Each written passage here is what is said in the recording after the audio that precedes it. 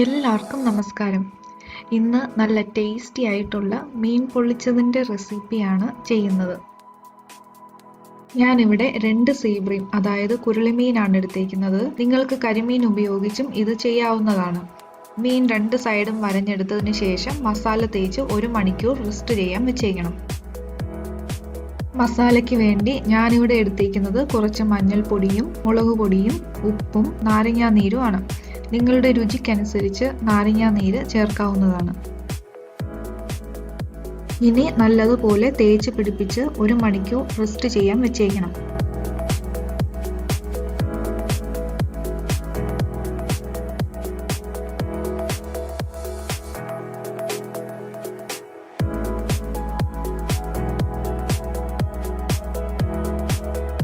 ഒരു മണിക്കൂർ കഴിഞ്ഞതിന് ശേഷം ഒരു പാനിൽ കുറച്ച് വെളിച്ചെണ്ണ ചേർത്ത് മീൻ 1 മിനിറ്റ് 2 സൈഡും ഫ്രൈ ചെയ്തെടുക്കണം. മീനിൻ്റെ 2 വശം മൊരിഞ്ഞാൽ മാത്രം മതിയാവും.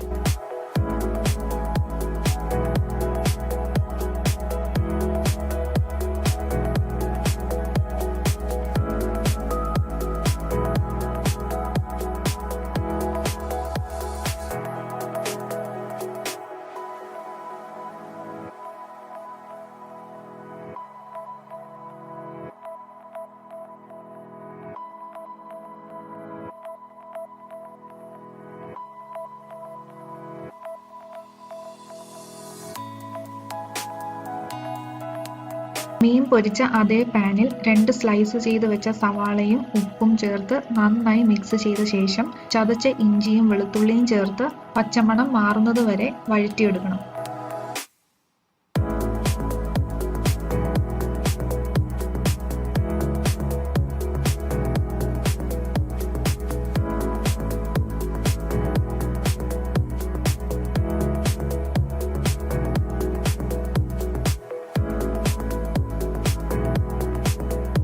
ഇനി അതിലേക്ക് കുറച്ച് കറിവേപ്പിലയും പച്ചമുളകും ചേർത്ത് 2 മിനിറ്റ് കുക്ക് ചെയ്യണം.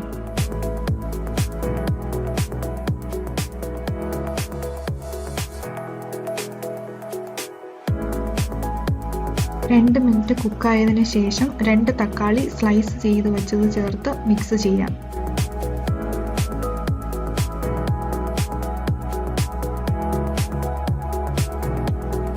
അതിലേക്ക് കുറച്ച് മഞ്ഞൾപ്പൊടിയും മുളക് പൊടിയും കുരുമുളക് പൊടിയും ചേർത്ത് മിക്സ് ചെയ്യാം.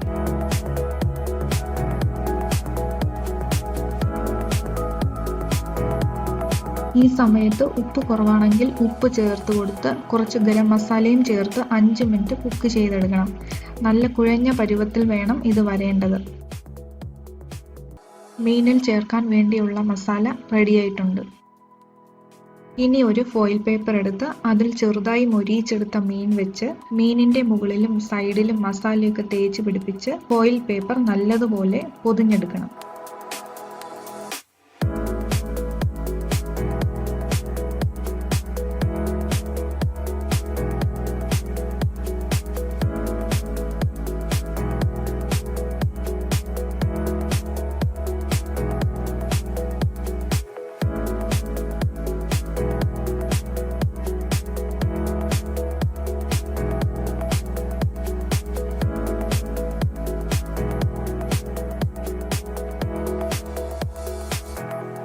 ഇനി ഓവൻ ഒരു 180 ഡിഗ്രി പ്രീ ഹീറ്റ് ചെയ്തതിന് ശേഷം 30 മിനിറ്റ് ബേക്ക് ചെയ്തെടുക്കാം.